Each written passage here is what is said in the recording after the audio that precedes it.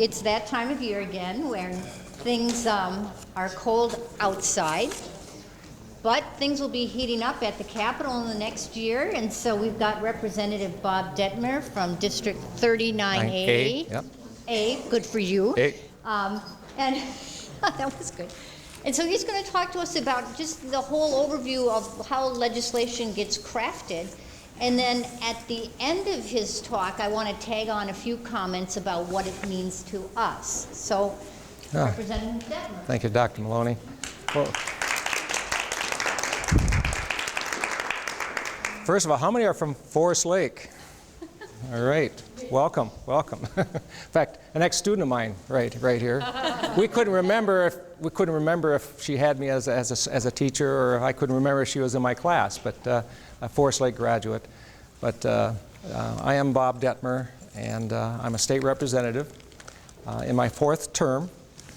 And if you would have asked me 8 years ago if I'd be, by the way, turn off your phones. That's probably Janet.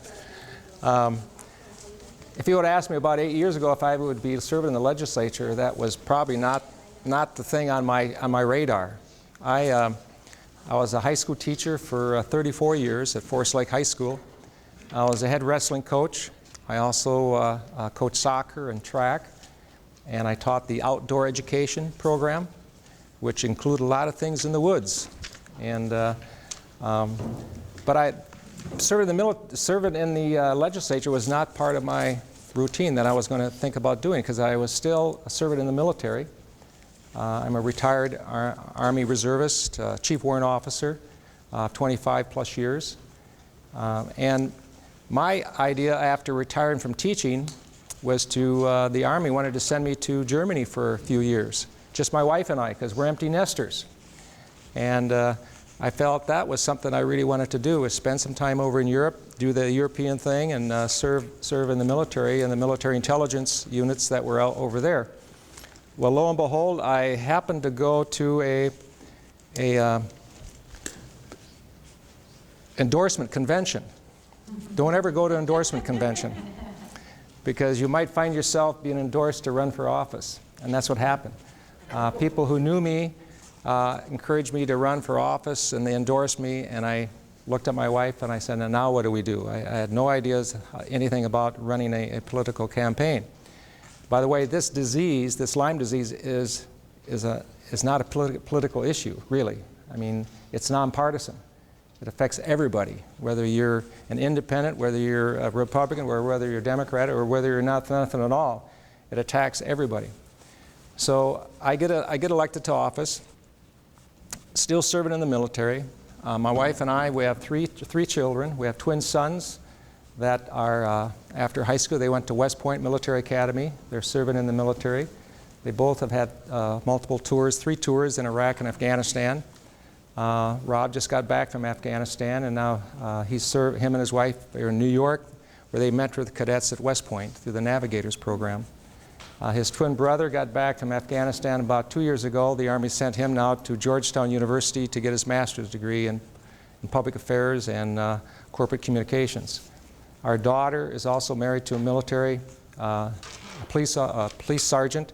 They just moved from Phoenix to Forest Lake. She's a banker at Wells Fargo, and her husband is right now is driving truck. In fact, I took him out to Williston, North Dakota. I got him a job out there in the oil fields for a while, and he spent several months out there working 22 days on and 8 days off. So there's work out there. He did get a job in Forest Lake now. But my wife and I, we've been blessed with our family. We have everybody back in the country now, and safe. But and I was mobilized for 20 months after 9/11. When I saw that second jet go into the tower, I turned to my wife and I said, well, I think this time my military intelligence unit will be called up. And sure enough, that December I got called up and spent 20 months on active duty, several months over in Kuwait, just south of the border. But that's a little background on me. How did I get involved in the Lyme disease issue? Well, it started several years ago at Camp McCoy, Wisconsin. The military has been aware of this problem for many years, and they would always issue us a little card and they had a little teeny hole in that card, and they said if that tick can come through that hole, that's a deer tick, and you need to, if it's been attached to you for such a period of time, you need to come into the medical tent, and they'll take it off, and they'll send it to a lab and make sure. So the military's been doing this, doing this for years. Anybody else served in the military? Okay, thank you for your service. And so we've been aware of that. And when it comes to the legislature, I got involved, I think that, Betty, was it 2007 you met with me and Senator Vanderveer? We met, had coffee, and that started the whole legislative process. I don't know if you were doing that prior to that, but that's kind of how it got started with Senator Vanderveer at the time and myself. We met with Betty and had coffee and just talked about the whole issue. And then we came up with some language. And in fact, I've got the language right here. In fact, I've got some handouts here too. I just left them here so that when I'm done talking, before you leave tonight, you can take a copy of the current legislation, the way it reads. And Representative Ward from Brainerd, him and I have kind of headed this up. I turned it over to him because his party was in the majority, and I say, hey, let's go forward with it. It can be a bipartisan issue here, and we got support from other legislators. We got support in the Senate, and but there was a deal made with the medical board for a moratorium.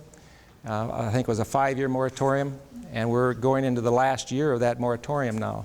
I think a year and a half is left, and then we got to take a look at. In fact, this last session, I resubmitted my bill, and all of a sudden I get a call from the medical board. Hey, what are you doing? We still got 2 years left on the moratorium. I said, well, I just shooting a shell over the bow of the ship, just to let you know we're here, and we need to keep this going here. So that's a little history of myself and how I got involved, and I think this is a real important issue. I have several constituents that have come to me. One lady that came to me, in fact, her and her husband, my wife was in real estate at the time, sold them their lot. It's a nice, big, heavily wooded lot and everything, and they built a home in Lindstrom, Minnesota, just east of Forest Lake. And she was diagnosed with MS. And she's a great athlete and so forth, and an outdoors person. And so she was being treated medically by her doctors for MS.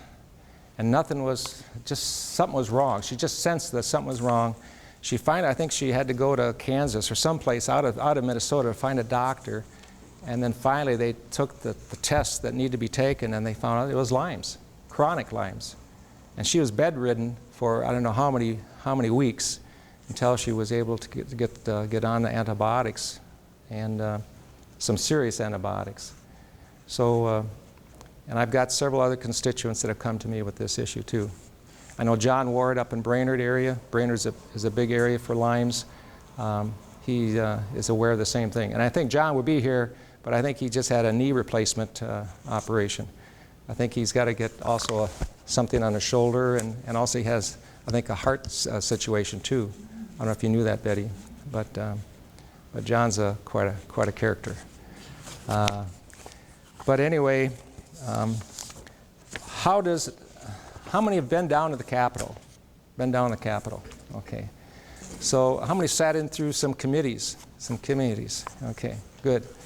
We got some people with some experience there.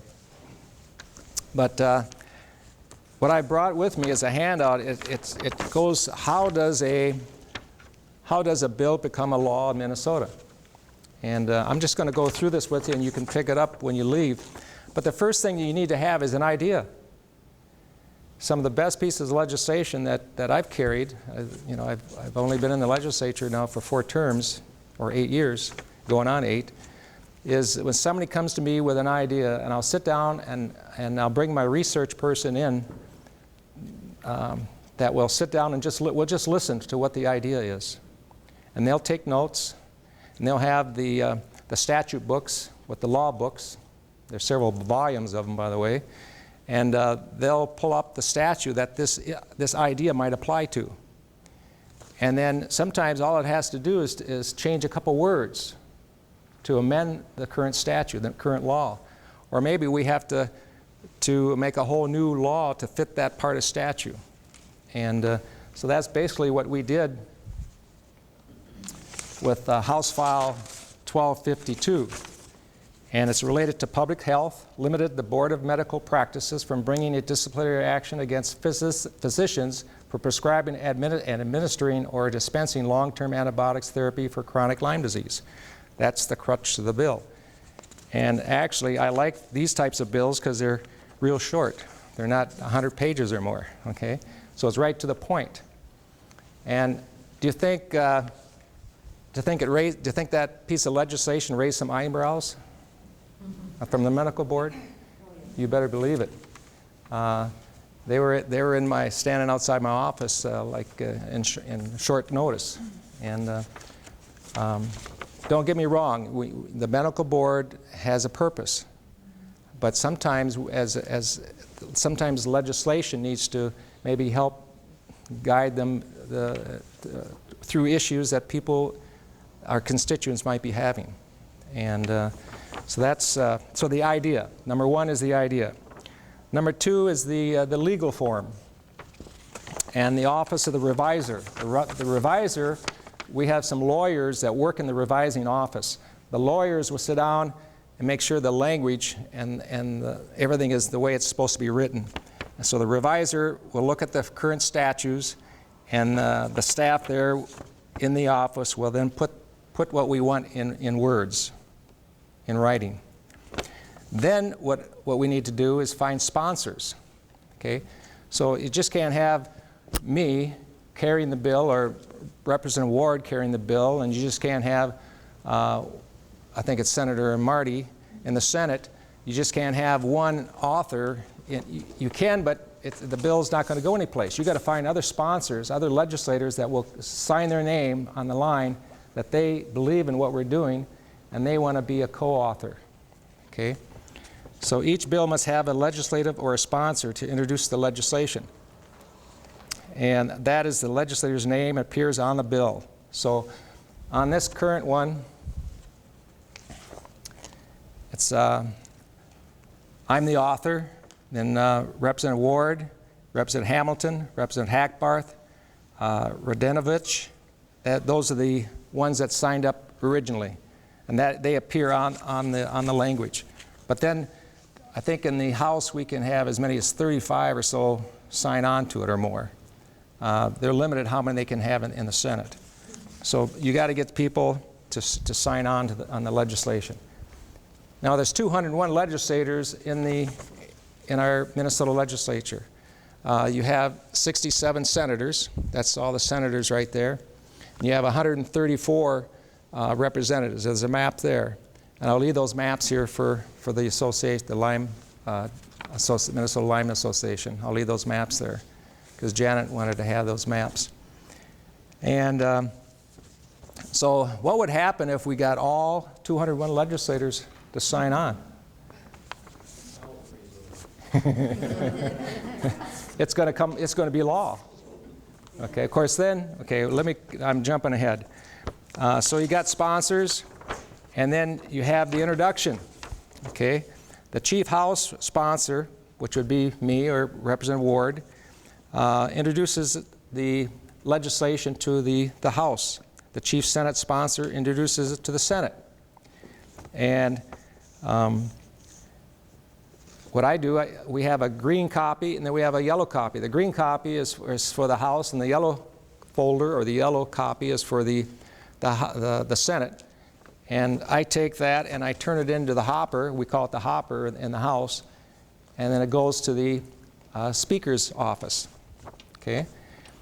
And then what happens is the Speaker then will assign it, or the President of the Senate, they'll assign it to a committee. Okay? So then it will be assigned to a committee, and then that committee chair, whoever the committee chair is, then will decide if they want to hear the legislation. So it would behoove the association to make sure you get the committee chairs on board. To get the bill heard, the committee chairs got to agree to have the bill heard in the committee. And the bill is discussed in one or more committees. You know, this bill could go through 2 or 1 or 3 or 4 committees. Depends on the committee chairs. They decide, okay, we've heard it in this committee, I think we should hear it in the next committee. And Betty, do you remember how many committees that this went through?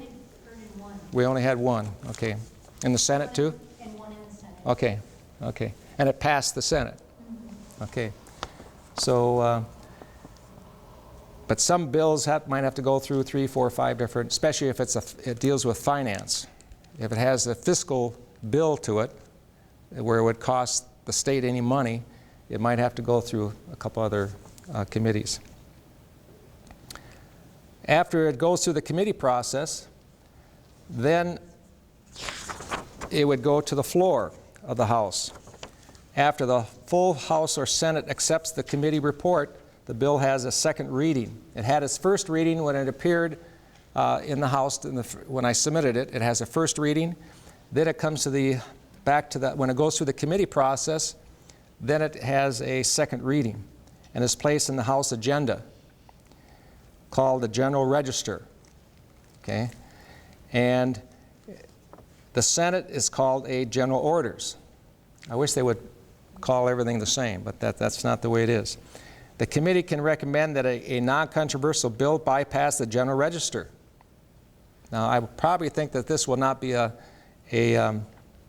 non-controversial bill. Okay? To us, it's non-controversial, but maybe to the medical board or so forth, it would be a controversial bill. So if it was a non-controversial bill, it would bypass the General Register or the General Orders and go on to the consent calendar, where the bill usually passes without debate. Okay? After the point of the House and the Senate procedures differ slightly. So the next step then would be the General Register. In the House, the General Register serves as a parking lot for bills awaiting action of the full body. So as soon as the bill reaches the General Register, it's going to sit there and tell the Speaker, you know, that's another person that we want to make sure we get on board. The bill chosen to appear on the consent calendar and the calendar of the day. If it shows up on the calendar day, whoa, something's going to happen. That means that we're going to probably hear it that day on the House floor. In the Senate, it deals a little bit differently. Now, the calendar of the day. In the House, the calendar of the day is a list of bills that the House Rules and Legislative Administration Committee has designated for the full House to vote on. So it makes the calendar of the day, then the Rules Committee will decide what order these bills are going to be heard on the House floor. So if it makes the calendar of the day, that means the bill is going to be heard. But the Rules Committee would decide what order they're going to be heard in. And after the amendments, members can vote to amend the bill on the House floor. That's where it gets kind of complicated, because some members might say, well, I want to amend it this way, or I want to amend it that way. And so then things can kind of move around. Okay? That's why if we can keep the bill right to the point, keep the language simple, right to the point what we want, it'll take away some of that amending stuff. So that's why whatever the Minnesota Lyme Association puts together for language, whatever we put together, we want to keep it right to the point and keep it straightforward and have that groundwork done before we even submit it to get on the calendar of the day. And even during the committee process, a bill can be amended. Okay, even during the committee. It might appear in the Health and Human Service Committee, and legislators that are on the committee can come in with amendments. Okay, so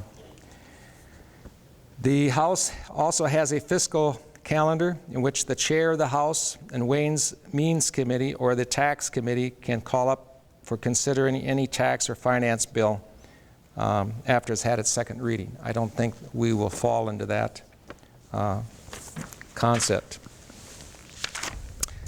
Okay, let's say it passes the House and it passes the Senate. We're looking pretty good, aren't we? Well, maybe not. Okay, because the House might be one way and the Senate, the language might have some changes in it. So we can't send it to the governor that way. Even though it passed the Senate, it passed the House, now it has to go to a conference committee. The conference committee, you have 3 to 5 representatives on there. They're selected by the Speaker. And then you have 3 to 5 senators on there, selected by the Senate President. They meet together and they hash out the differences in the language. Okay? And these are open meetings. People can come in and listen, and sometimes they allow some people to speak up and testify and so forth. But after they get the language hashed out, it'll come back to the House, it goes back to the Senate, and they'll vote on it again. They could vote on it to send it back to the conference committee. Maybe they don't like it. Okay? Or they can pass it. Okay? That means if it passes both the House, both the Senate, it goes to the governor. Okay? Now the governor will have about 3 days to sign it or to veto it. And if he doesn't sign it at all, after 3 days, I believe it becomes law. Okay? But usually the governor will sign it or veto it. And if he vetoes it, it comes back to the House, comes back to the Senate, and then we could take it back to the conference committee, work it out, or we could try to override the governor, which that probably wouldn't happen. Okay? Unless all 201 agree with the language. Maybe the governor doesn't. Okay? Then you would have an override, and it would become law then. So that's just that in a nutshell is how a bill becomes law in Minnesota. And believe me, when I first was elected, my first term, I think I had a big straw trying to like I'm underwater trying to breathe, trying to go through all this. But you do learn. You do learn. Yes, ma'am? What role does the medical board play in this whole thing? I mean, could they be very, very influential in terms of the bill process? Well, you know, the question, did everybody hear the question? What role would the medical board play in this, all this? Will they be influential? Will they, you know, they have their lobbyists. They have their people that will, if they want something, they will make sure that the lobbyists will be in the legislators' offices. And let me say something about lobbyists. You know, I always grade lobbyists. If a lobbyist comes into my office and knows both sides of the issue, I'll listen because they've studied it and they know both sides of the issue. If a lobbyist comes in and just says my way or the highway, nah, you know, I usually turn it off. But they will have a big role in this because my understanding is that the medical board would like to have the legislature stay out of their policies. Okay, because this 28-day policy for antibiotics is a policy.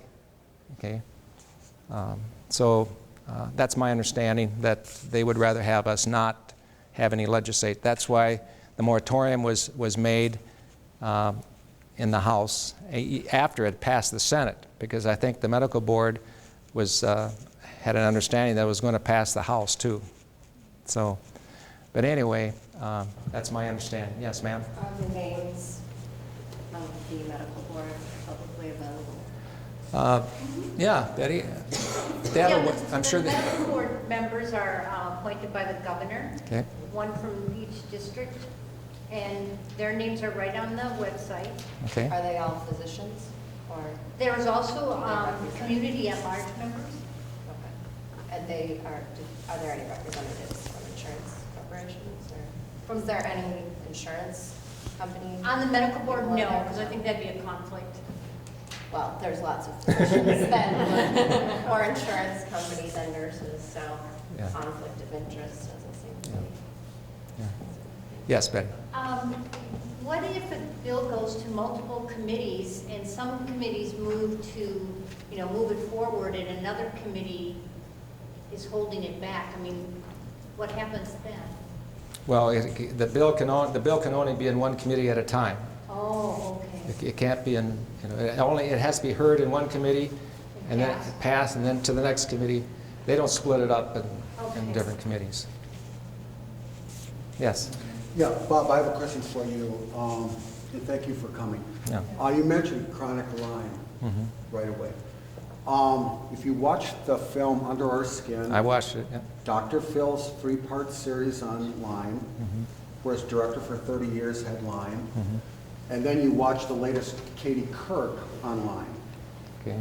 All three have a doctor that mentions no such thing as chronic Lyme. Hmm. Okay, now, if it's not chronic Lyme, everybody's got the same symptoms, what is it? Yeah. And now with this thing about the antibiotics, cutting them off for 3 months, I was improving after the 3 months I was on my port.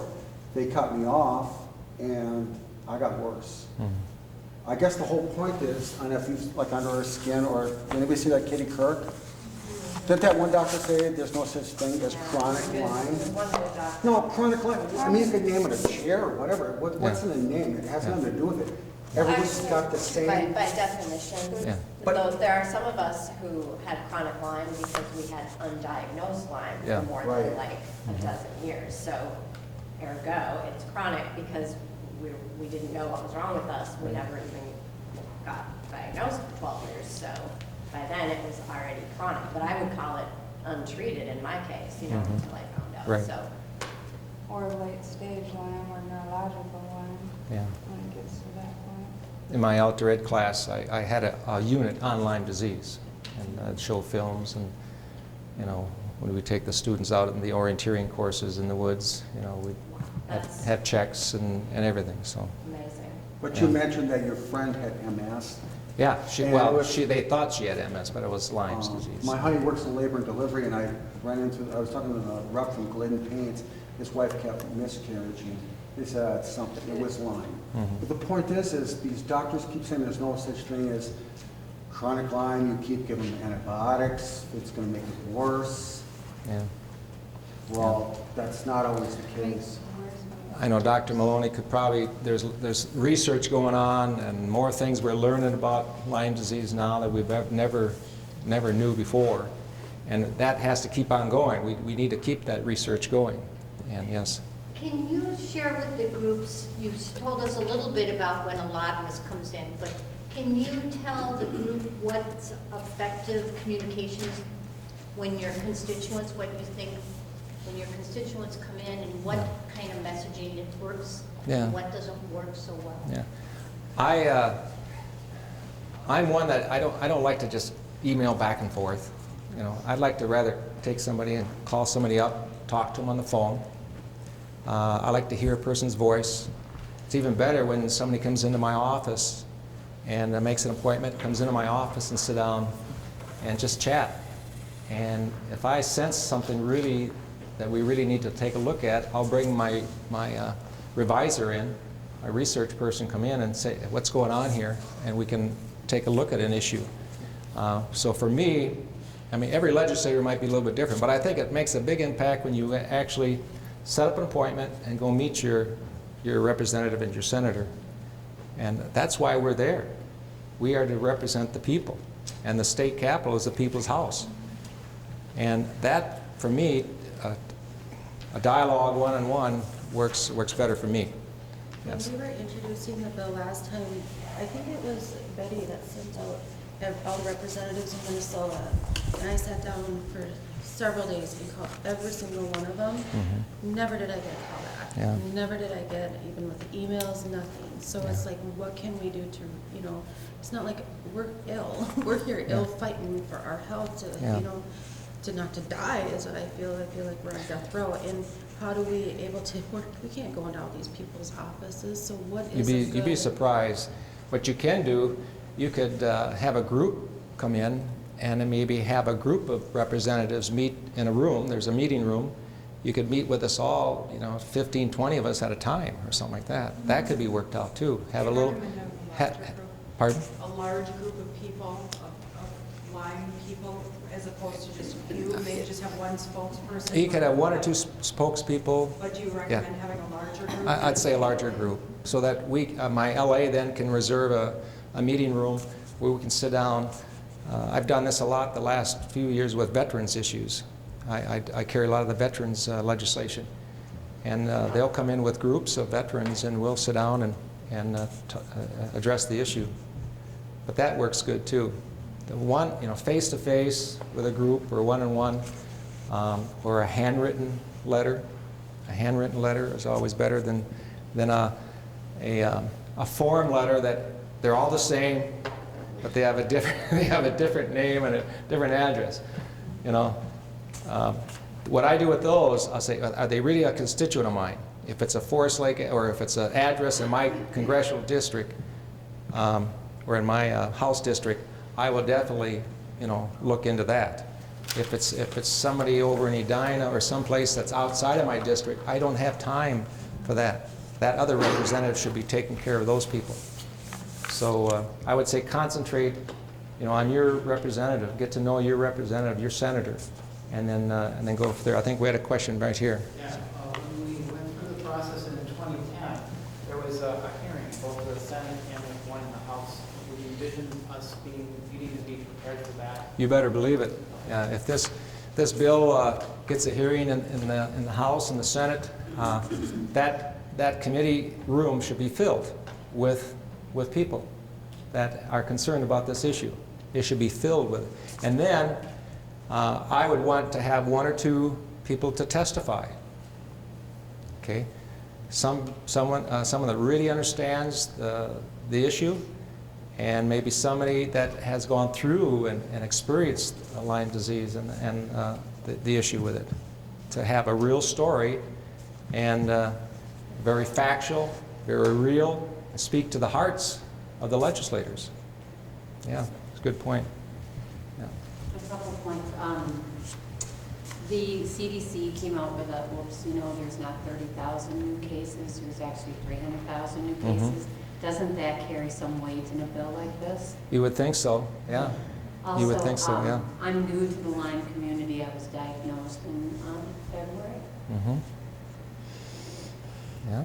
I wasn't diagnosed for a long time, but when I had heard about this bill, I had called the health committee, and the woman that was the head of the health committee told me that it didn't go to committee because there wasn't enough people interested in it,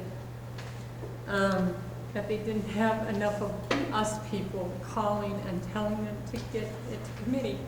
And so I came up with an idea on Anne Marie Cosgrove. I called you, Okay. left you a message. Mm-hmm. Came up with an idea to get a petition going and having people sign that, and she, and then I was told, no, we shouldn't do that, and I think everybody has petitions going for things, so why not do that? I mean, what is the negative of getting a petition? Well, I believe that, meeting with Dr. Maloney and Janet T.G., I think we've got a strategy I think we're working on to get legislators involved, and we just need to have people there when the legislation is being presented in the committees, and show that we have that support. And if we can get as many of the legislators on board, hey, it's gonna go through the committee process, and the governor is going to have to sit there. Hey, it's passed both the House and the Senate. This is what the people want. And you can do petitions and so forth, but then those people, if they sign up that support the issue, they should be there supporting and getting in touch with the legislators. Is that going to be this session then? Coming up? No, we talked about the next legislative session. This next session is a bonding year. And I'm on the Capital Investment Committee, so I spent 15 days on a bus. We just toured the whole state and looking at all the bonding requests. And there's about $3 billion out there of bonding requests. And now the committee that I serve on will have to sit down and prioritize what's really important. And let me just share what's important to me when it comes to bonding, because basically the government is borrowing money when they sell bonds. There's interest on those bonds. If it deals with sewage treatment plant for a city, water treatment plant, a bridge or road, or a heating plant in a college or a university, yeah, those are things we've invested money in, and those are things we need to fix, make sure. There's other requests out there, and I'll say, well, that's not a need. That's maybe a wish list or a want. And we need to take care of things that we have in our state that needs to be taken care of. One community has a building. It used to be a library, and they now turned it into an art museum. Well, that's fine, but they want to move it 17 feet for $800,000. You know, that is not, to me, that's not a priority. Okay, if it's that so important to that community, they need to have a fundraiser and do Bake sale. yeah, bake sale, yeah, whatever. So yeah, I would say if we have a bonding bill this coming session, it'll probably be some. I don't know. The governor wants $1 billion. That's what he wants. So we did have a small bonding bill last session. I did carry the language for the phase 3 of the Minneapolis Veterans Home. We got that to be, that was $18 million, and then the federal government kicks in $35 million. It's a project that needs to be done for our veterans. And then the renovation of the Capitol, that's taken place. So that's what we have. So you don't think there's going to be time this session to do this Lyme Go ahead, Betty. thing, or what? Well, a couple of the things we're thinking about is that since the moratorium goes through March of 15, that we were going to use this coming session just as kind of laying that groundwork, educating all of the reps, trying to find someone who can match up with all of these faces. And after we've done that and kind of really tried to explain what Lyme has done to members of their community, then Representative Dettmer and maybe Senator Marty, near the end of this session, can touch base with the board. Where do you think this moratorium is going to go? I personally think that the board would like it to go away. But for instance, if they said, there really hasn't been much change in the science, we're going to keep the moratorium and move it forward another 5 years, well, that would be great. That's really all we need, is to keep what we've got in place. But if it seems like the board isn't going to play ball, then we will have to gear up for a real legislative effort in 2015. And since there's an election in November of 14, yep. We'll have to make sure that if some of the people that we won over lose their race, that we can convince their replacement that we have a great cause. So really, it does take that long to lay the groundwork. And one of the things, and I think why we want to make sure we're all kind of we're all in the boat, and now we want to make sure that all the oars are paddling in the right direction and in the same direction. Because typically what happens with Lyme groups in other states is that it gets fragmented and they start to present different messages to the legislators. And that is a recipe for failure of your bill. Because the medical board will be on point. They're going to have lobbyists, boom, boom, boom, and they'll have the Minnesota Medical Association, boom, boom, boom. So if we come in with little tweaks on the messaging, it'll be our undoing. So one of the things as we're laying groundwork this coming session is so that we can get educated as to what's our message, so that we can stay on point. Your individual story is very important, But when it comes to what are we asking for, everyone's got to say the same thing. Yeah. So, thank you. Messaging is very important. And you know what, you can maybe convince your legislator that this is a very important issue, and it might even help their reelection process, you know. But you know, those are issues that I think we need to be very firm about, is that we're one voice, and we're going to go forward with that, yes. Are there any states that have passed favorable legislation that could be used as a precedent? Okay, are there any states that have carried favorable legislation? And Betty's got the information on that. Well, someone else might know, but I know for sure that Massachusetts just did some good legislation. Virginia did some. I think in Virginia, the physicians are required to tell the patients that the testing is insensitive.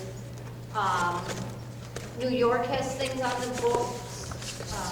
I think Vermont and Maine, so more East Coast. But what we'll do is we'll look at their language and see if we can. Here's the Massachusetts public health. Lyme disease is a public health crisis. Yeah, This that's is what Virginia has yeah. did this year, Governor McDonald, and Yeah, but the moratorium, you can't get, at least in my experience, I can't treat my kids or myself here in Minnesota anyway, so the moratorium. well, yeah, that's the irony about it really, is that the moratorium is sort of, because there was already a chilling effect across all of the physicians that we're treating, and so most of them now in the state of Minnesota don't take insurance anyway, because they don't want to have an insurance company report them to whoever you report to, the government, and then they get investigated and then they get their license yanked. So most of the physicians in this state that treat Lyme don't take insurance anyway to avoid getting investigated, because they were already had this chilling effect before this moratorium came. And I mean, that's the case with the premier Lyme doctors out east as well.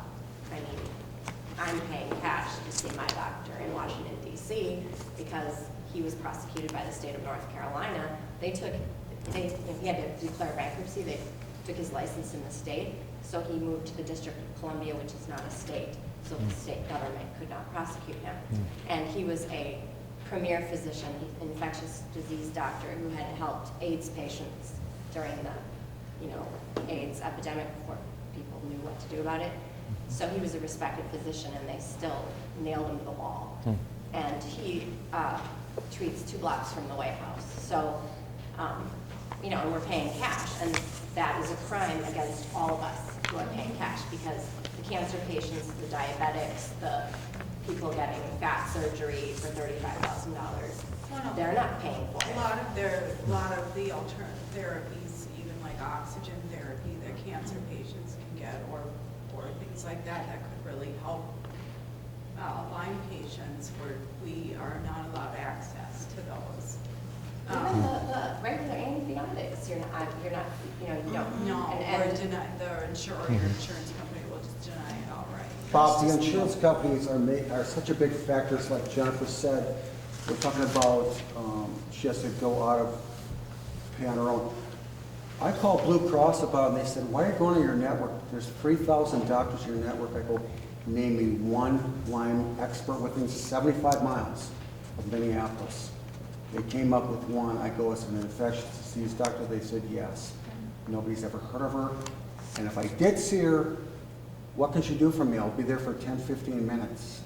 There's really not, the insurance companies are really, and if you see the YouTube, the 3-part series on Dr. Phil, he says at the end, he said these insurance companies are the only ones benefiting from this.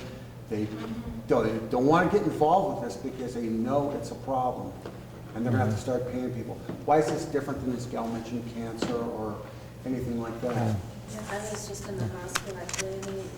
I was definitely ill. I couldn't walk, couldn't talk. It overtook my body, and it was like, I seriously thought I was dying. And they're like, we're not going to keep you because you have Lyme disease, and this is probably the other factor. It's going to be a big hotel bill for you because we're not going to have it submit under your insurance.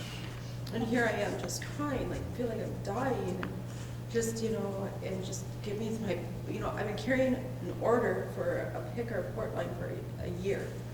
Can't even get anyone to do that. I mean, it's like, no doctor will do anything. And not only the fact is that too, my story is I went all my life, having Lyme diagnosed 2007. I was on hospice, ready to die. Antibiotics put me here. I'm on a wheelchair, I'm doing that, where does she see me, go forward. And I'm going so backwards since my IVs have been done. Not only that, a year and a half ago, I lost my babies to my ex-husband because I treated my kids for over 2 weeks of antibiotics because of Lyme disease. Mm-hmm. And the judge and the doctor that represented my husband told me that, and also because I see Dr. Hoffman that lost his license, that put a red flag. So not only is it affecting us as health, it's breaking families, and a lot of mothers are losing their babies because they're treating them for over 2 weeks. I've had pharmacies call in and make reports because of when I was treating my kids with antibiotics, and that gets scary. Like my children, and we already have the moratorium, and so that's another risk. A lot of people, parents are scared of being reported. Mm-hmm. This is something we have to consider because the language we have there is not necessarily going to be the language that we submit in 2015.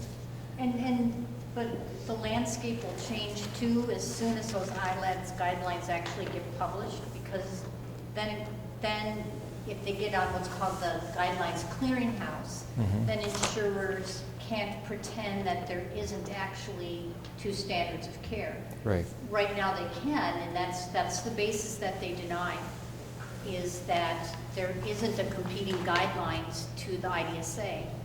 But once you get a competing guideline on, called the National Guidelines Clearinghouse, then insurers have to answer as to why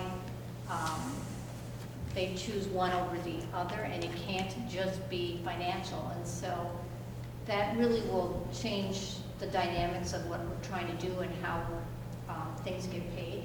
As a side note though, we can talk about it at another meeting, but I talked to Preferred One, and what triggers antibiotic denials is not the antibiotic, it's the nurse visits that come with having a Lyme. And so if we as a group could find ways around that, how to teach each other how to do a dressing change that way, you could order your meds through a pharmacy house and avoid the nurse charges, and so you would probably end up with bills of $700 a month, which I know is huge, but it's less huge than $3,000. So there's a lot of things that we need to get at, and how the final language of the bill, what it's in that bill, will depend on what's going on locally and nationally. But I think the stories that you're telling are the stories for your reps and senators to hear. And if it's difficult for you, then I think that the group meeting is a great idea, because those of us who are able to tell, sprinkle in some things and keep our wits about us, we can take turns going with the group, just in case you get off track, we can bring you back, but still you have that opportunity to speak. Yeah. So I think there's a lot of things that we can do and be very organized about it, but still give that personal, here's my story. Yeah. I think the group thing is great, and if there's a way we can get that lined up, or someone would take control of putting it together, because Mark's our legislator. because even with us, we have such neurological problems, and sometimes we can't find our words, or we get off track. So it'd be great, like you're saying, to keep us on track. And can I ask Betty a question? I just was wondering if I can clarify. So basically, the way our bill stands now is this is just for the extended use of IV antibiotic therapies, and the doctors won't get in trouble, correct? Right. What kind of legislation, or was there ever to get it to be kind of like the AIDS epidemic went through, so that doctors acknowledge that it that they need advanced Lyme's disease and co-infections do exist. Is that another piece of legislation? You Those can't legislate physician education. No. You can't. Why not? It's state, the U of M is a land grant university. But you're never gonna have dictating what is what's the current scientific information. I mean, the thing is that my very first test with hygienics, I was CDC positive. So, hello, I'm Right. CDC positive. I realize that there's half the people can't come up with a CDC positive even though they do have Lyme. But I mean, if you're CDC positive, who is there telling you that, well, why have I been to 6 doctors in multiple states and I'm paying for it? I'm sorry, my parents are paying for it. Yeah. And, you know, they're retired. And, I mean, that is absurd. I was CDC positive right away on all the tests, the PCR test for the DNA and for a co-infection or ehrlichiosis. What's going on there? If the CDC says I have it, then why am I paying my bills? Well, and those are great questions, Jennifer, and Yeah. I think I can tell you, and the short answer is because physicians, by and large, are ignorant about tick-borne disease. Well, I mean, And- maybe I should fly to Atlanta And to the CDC. it's in the ask- insurance industry's best interest to keep them relatively uninformed. But I think that's changing, and it does change I want to give you one example. There was a gentleman who filmed the June conference for us, Mike, last name starts with an H. And Mike works at the U, and he badgered kindly the chief president of neurology, and now I'm going to speak there next Friday. And so finally we're starting to break down these walls, and so it is persistence on everyone's part. You just never know who's connected that might help us, break down this wall. But the legislative piece is really important, and we'll be using this first year to really educate. And that in and of itself might give us a lot of benefits that we're not thinking about now, because if our elected representatives understand the depth of the problem, that spills out when they're on other committees too, and they talk in the hall, and so we might things change, and maybe when the U of M Med School comes around and puts their hand out for money, someone could say, well, let me tell you about what Lyme is doing in my community. So that's why I think it's just so important for us to do this groundwork, and it's really a big effort. It's not just going to be in 2015. The real effort is actually this coming session. And Mark Thompson is in charge of our legislative committee. And aren't you the president? I'm the president-elect today. Yeah. And I think next month that will change to president of the organization, so. So do you want to say a little bit, Mark, about, Sure. I'll come to the front of the room. please? I want to thank Representative Dettmer, too. Yeah. How you doing? Yeah. It's nice to see you again. Just take over here. As someone was saying, how are you going to get these meetings together? He wants me to... Oh, do I? No, Oh, you're yeah, fine. Okay, I'll speak into my lapel, is that it? Yeah, Okay. yeah. How do we get those meetings together? Well, we've got forums as a concept already on the table, and so we'll take care of organizing that, and you're just going to have to show up. Okay.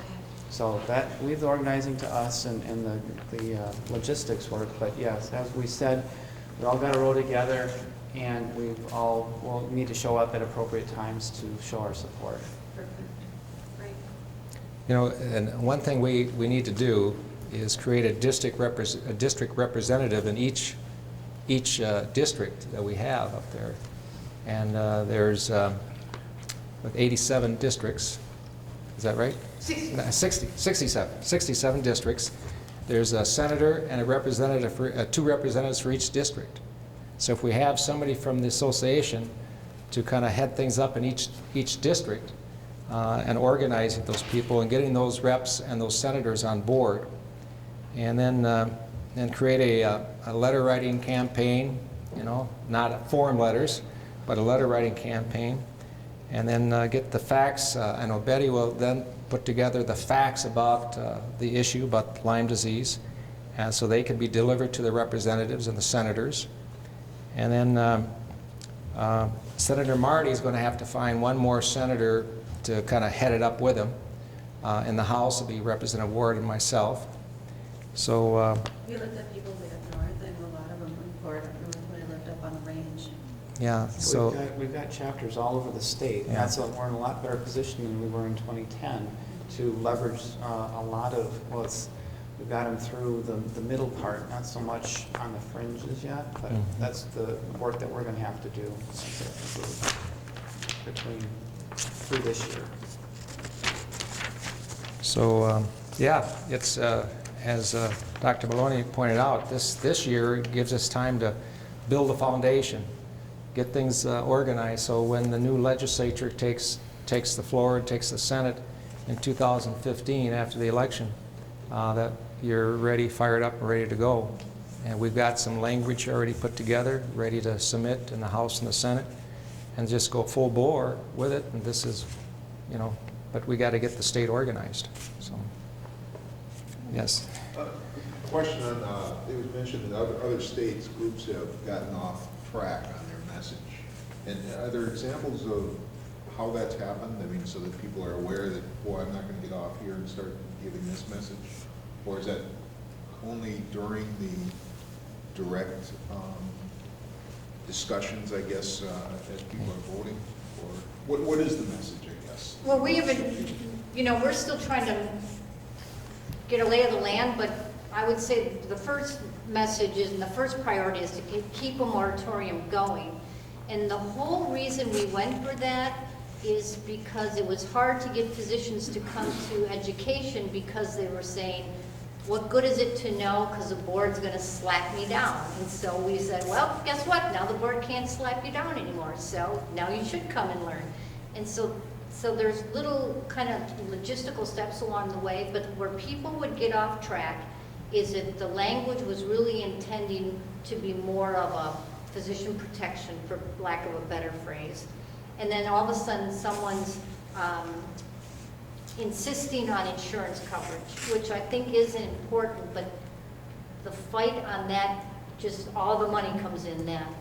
And so we don't want to bite off more than we can chew. It's better to do this in small bites that are successful. Yes, yes. I have a question that kind of covers some other people's questions earlier today, and Jim's also. And I don't know what everyone knows in this room and what they don't know, but I know you are presenting, basically you're talking about the law that, what Dr. Maloney said, basically protects physicians. Yeah. And there is also the other law that I haven't heard anyone actually speak of today, and that is, it's on our website, that's 62A.265. That is where insurance companies are, you know, if you are in network with a doctor that is willing to treat Lyme, if he's willing to do it and you're in network, insurance companies, or that insurance company that you're with is supposed to cover it. Now that's a separate other issue. Yeah. Yeah, but it really, if you really look at it, they only are, that insurance bill where they have to treat Lyme the same as any other disease. And what that really gets read as, though, is that we are going to give you the standard of care and no more. And the standard of care that is claimed is what the IDSA said. Now, the good news is the CDC, yes, I know, that's going to be tough. The CDC did us a big favor in that they released those survey results when it was part of saying we have 300,000 cases. And in it, they documented that more than half of the people got more than 28 days worth of medicine.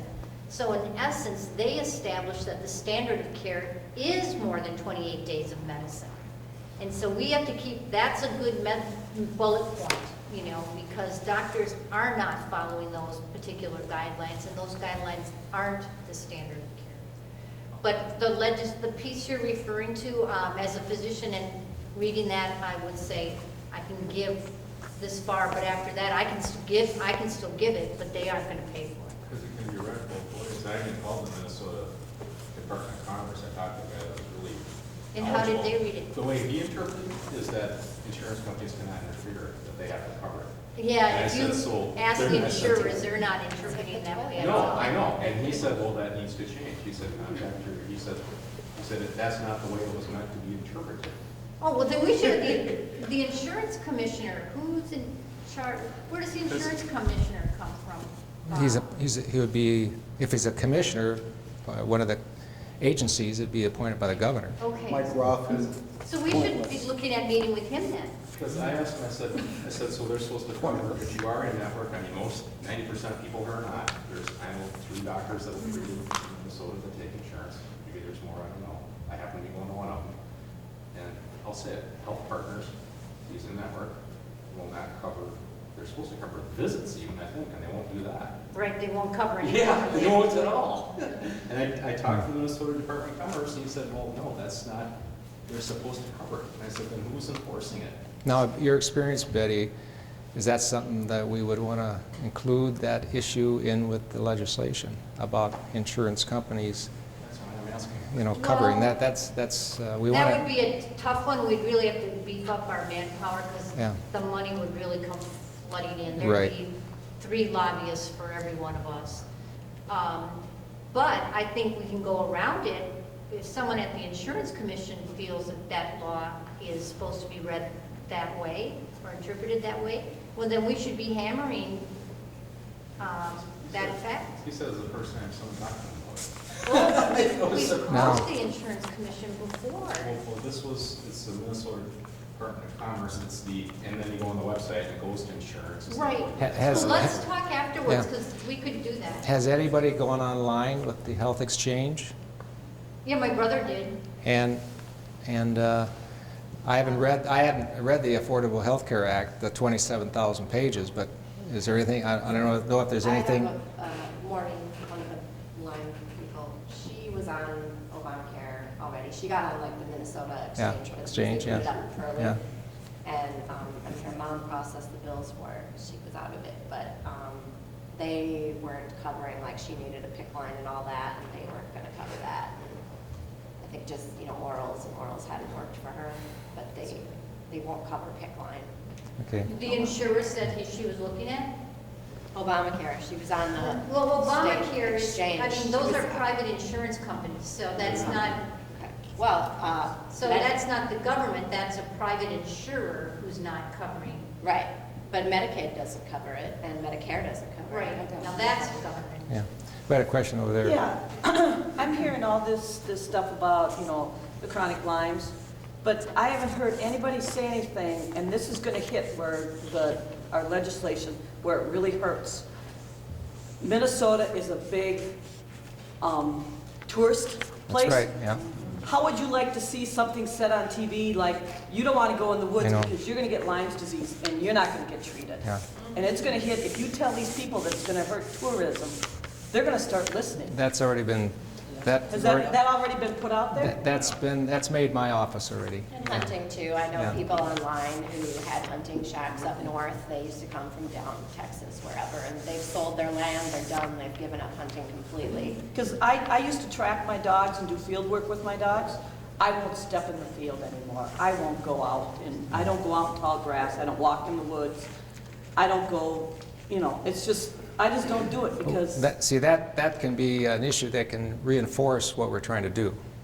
It's And if you can it's- show it's- them the maps of where all these hot spots are and where all the tourism is. Because it's an economic issue, too. It's an economic, Yeah. yes. How about that? And that's gonna Right hurt here, them. right That's here. gonna Go make them ahead, Joe. listen. Go ahead. Yeah, I want to say, along with what you're saying, Huh? it's funny she thought of that. Yep. If you can show these areas, and they're vast, around the Twin Cities, western Wisconsin, where I first got Lyme in 2007, never got a rash, so Right. I never knew what I had. Yeah. 3 weeks ago, I got bit up here in Forest Lake, in the backyard. I got the rash this time. Luckily, I have the antibiotic, Yeah. and I've been taking it.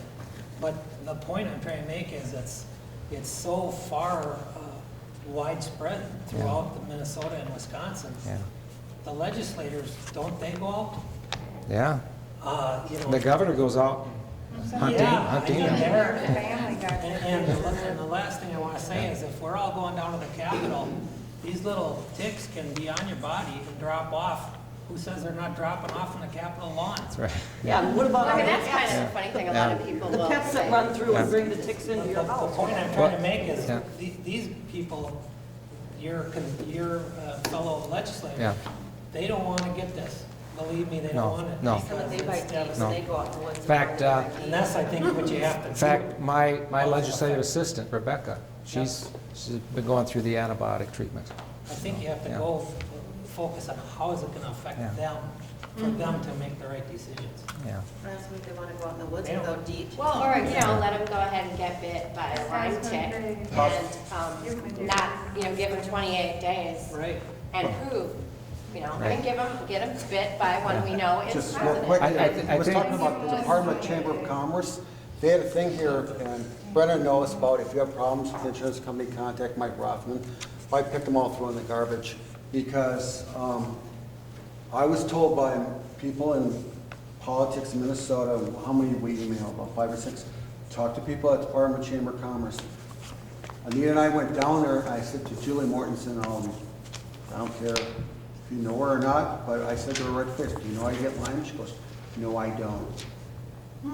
Now you imagine being a police officer, being in the Army, sir, go investigate this. What am I investigating? I don't know. Yeah. I mean, she said she didn't even know how you got Lyme. Yeah. She goes, I know nothing about it, and that's what we're dealing with. So we cover that issue. The education is very important of our legislators, to get them in tuned, get their constituents talking to them about this whole issue so that they'll come on board with the legislation. And when it comes to voting on it on the House floor, we're going to have the votes to pass it, or in the Senate. But really, the appeal needs to be how limiting it is for one's Yeah. life. Yeah. I mean, there are many avenues that one can go down, and I was actually going to ask too, I know that my clinician, who, if she could not practice, and I drive quite a distance to see her, I'm concerned, and this is the first time I've attended a meeting, and I've been on 3 antibiotics for almost a year, just trying to get control of the disease. But I just know how limited it is. Yeah. I mean, I look perfectly normal on the outside, but it's very debilitating. I would think that would be a stronger appeal that we'd want to use with our legislators. Right, yeah. Because, you know, I mean, people take risks all the time to go out and do what they love to do, whether it's walk in the woods.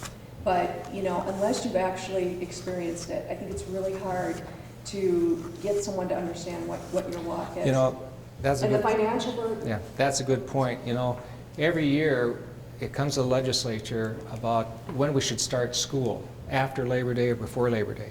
And what group always comes down the Capitol and says, don't start before? Tourism. Huh? Tourism. Right. Okay? You get that group on board, and that we need some legislation that will enhance your tourism. You know, you get that group on board. That they have a big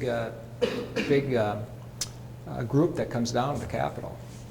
And maybe you need to take a jar of all these itty bitty little Yeah. things that kill you. You know Say, what? here, this is what Yeah. will make you sick for the rest of your life. Yeah. On some of these really tough groups, it would be great, like if people could have, I mean, we have all these great brains, so people are checking with, you know, was it Commerce? Commerce, and so, because one of the things is, some of these groups though are resistant, and we would need someone like you or Senator Marty to come with. For instance, the tourism people, they actually, at least I can tell you in terms of camps, just to get camps in northern Minnesota to send home on how to prepare your camper for coming. They all were like, we don't want that kind of thing because it'll hurt marketing. So tourism would probably not want to side with us or come on board unless we had someone with a little more credibility and standing. Because How about like Ducks Unlimited? yeah, you know, they look deer at their bottom hunters. line. They're very powerful. Pheasants Forever, Yeah. hunting groups. Right. See, so They know these there's are an undercurrent that runs Yeah. through the hunting community Yeah. of secret knowledge about Lyme now. Yeah. So we should be, those are the kinds of ideas, jot down, make sure Mark knows about them, because we can reach out to all those groups, but we just want to make sure for each individual group, there might be one way better to reach them than when we reach another group, so we want to be smart about it. Yeah. When we went to that meeting in June, do you have a list of everybody that was there, all the medical professionals, everything that was there? There was a conference in June, and LDA has that list, but we would not use it because that's kind of a violation of the. Oh, I was just wondering if there's any way we could send out to see if they'd be willing to speak up, to say anything to help. Right. Well, there are some people we could tap and ask privately, Okay. but it's just not, I wouldn't give you the list to. No, I don't want it. I'm just saying like maybe you or then, or someone that's in the. Right. Yeah. Okay. One more thing. One more question? I've done this with other groups, with environmental groups. If you have a cause you want, if anybody has a notebook, everybody can take a page, write what you want the legislature to do, and hand them in to Representative Dettmer or whoever. They have all that, individual letters. You sign your name, you put your address, and it takes 5 minutes. You got all that. Yeah. Yes. You know, Lyme's disease isn't the first chronic disease that people have tried to get help with. What other things, like, is it MS or some of the other obscure diseases, or even like what is that? What's the, okay, I attended a meeting up in northern Minnesota regarding asbestos. Yeah. And actually, the commissioner of Health and Human Service was fired because she had not gotten the information out sooner. And then this legislature gave the university a grant to study that disease. And so we need to get on somebody like that and find out what they did to get their legislation passed. What is that, my mind, that kids get, that they think it was vaccine, autism. You know, they're trying to get something through so that autism people can be helped and that it's recognized. You know, what are they doing? Maybe we can learn from these other groups that have done, because I think Lyme disease is what AIDS was back in the early 80s. Nobody recognized it, nobody cared, until people started dying. And then they're like, oh wow, we can't hide this and sweep it under the rug anymore. Yeah. We gotta do something about it. Till Magic Johnson. People heard of it till George Bush. How come he doesn't come forward, Junior? Martha Stewart, any of these people. The only one who did was Darrell Hall of All Notes. He's the only one who's come forward. But we need somebody like Magic Johnson. Seriously, they're going to listen to somebody like me. That old see the Iceman. Who's that? Yeah, old see the Iceman, 60 to 100 years old. He had it. Documented fact. Well, maybe Duck Dynasty might have a thing on Lyme disease. They're woodsmen. But no, really, I think we're going to use this next session to kind of get the foundation started with the organization and get people identified around the state to get their legislators on board, and then so that we're ready to go when we get our new language together for our bill for the 2015 legislative session. So, and please, pick up one of these, per family. Just how a bill becomes law in Minnesota. I also have the current language here. You could take one, and then I have a map that correlates with the maps over there, and the legislators and their phone numbers and where they're located. It's here. And then I also have some green books that has all the senators and representatives listed in here, and also the governor's office, and all the information you need about the legislatures right here. So I brought these for you. But I want to thank you for allowing me to come in. I know John Ward would like to have been here too, and I think maybe the next time you meet as a group, you're going to have a group of legislators maybe organized and group, because we how do you say it? You just can't sit still. You got to get people on board, and you got to go forward with it with some legislation. And we don't know what the language is going to look like. It might be different what we got there right now. That's what the medical board sees right now. Because as I mentioned, I resubmitted it this last session, and they called me right away. Hey, we still got 2 years on the moratorium. And I just said, well, that was just a shot over the bow, let you know that we're here. So, but thank you for letting me come in.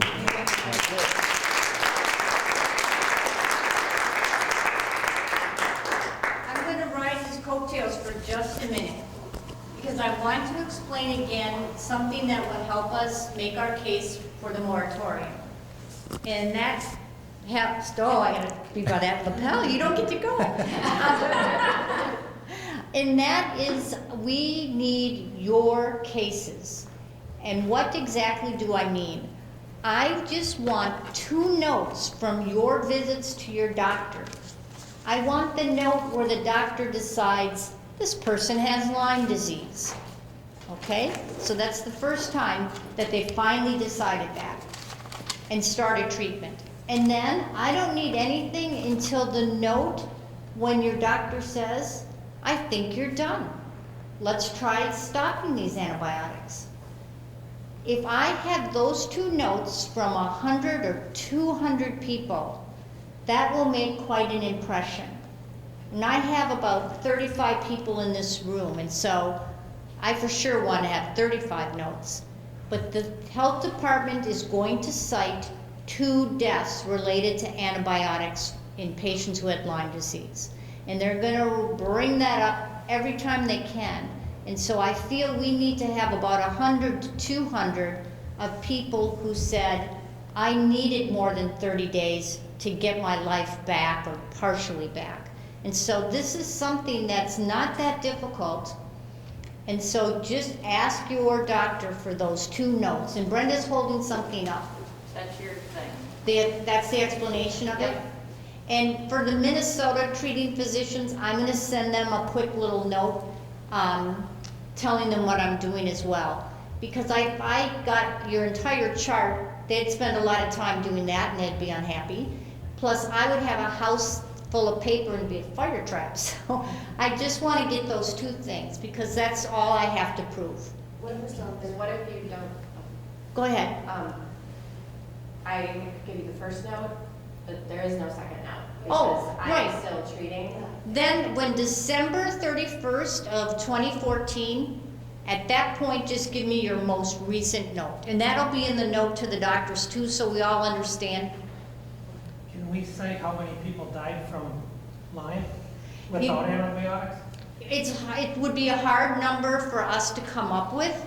And we have that disadvantage is if we say one thing wrong, then everything we said is discounted. And so, unfortunately, we got to be very crystal clear as to what we're saying, and we don't want to stretch it. Just having all these people disabled and non-productive makes quite an impact. Even Social Security disability, instead of no disability, they even, in there, even says, because I'm disabled because of chronic neurological Lyme. They even admitted it, which I was amazed that they actually. Right. Lyme is a very disabling disease, and I think we can demonstrate that.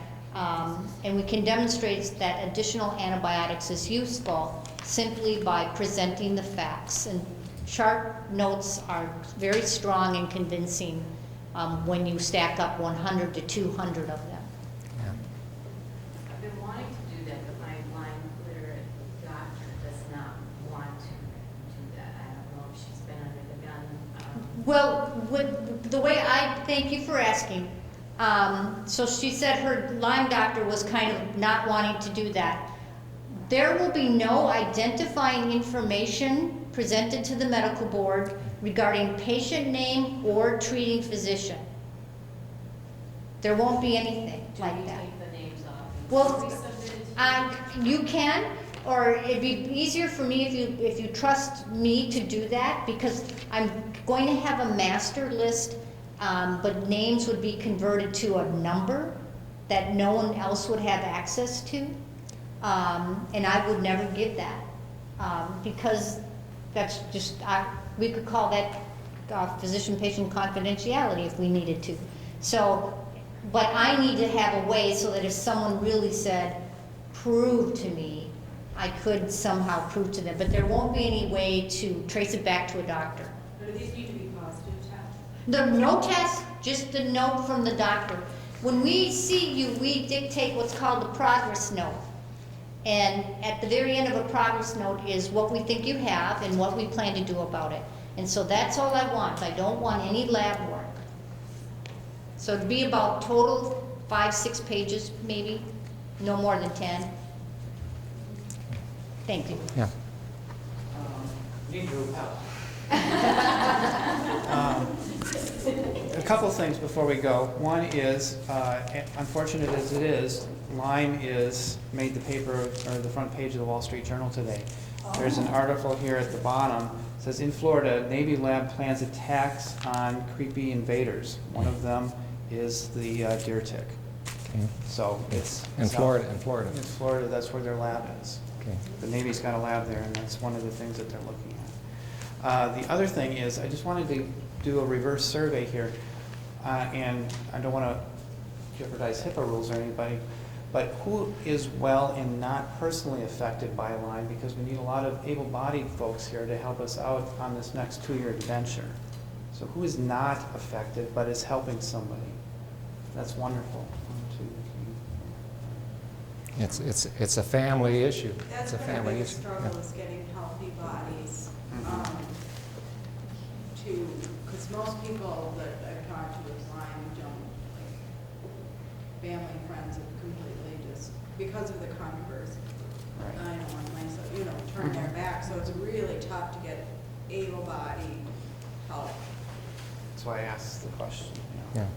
I have a constituent family that the wife, the husband, and one of their children, all 3 have Lyme's. So it's important, and thank you folks that are able-bodied to be here this evening. And I'm sorry to meet the rest of you under these circumstances, but together, all rowing in the same direction, we're going to make some very good things happen in the next 2 years. Yeah. And thank you for coming And this evening. we've made progress already with the current moratorium. So just, we've got to take the next step now. Thanks for coming. Yeah, thank you. Thank you.